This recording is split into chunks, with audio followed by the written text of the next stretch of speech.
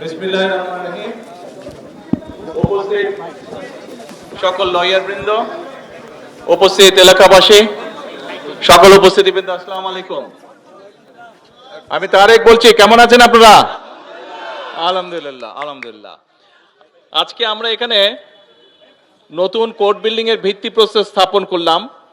এর বাইরেও এই বিল্ডিং, যদিও এটি বারের নিজস্ব টাকা দিয়ে কাজ শুরু হচ্ছে, তারপরেও সরকারের পক্ষ থেকে আমরা বিল্ডিং এর কনস্ট্রাকশনের জন্য 15 লক্ষ টাকা দেওয়া হচ্ছে।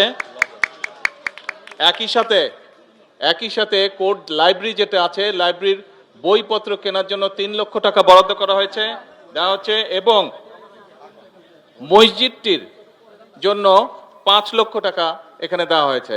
ইন টোটাল 23 লক্ষ টাকা এই কোর্ট বিল্ডিং এর বিভিন্ন কাজের জন্য আজকে হস্তান্তর করা হচ্ছে। আমি বাসি সাহেবের কাছে এই কাগজগুলো সবগুলো হস্তান্তর করছি। আমরা আশা করি ইনশাআল্লাহ দ্রুত এই কাজগুলো সম্পন্ন হবে।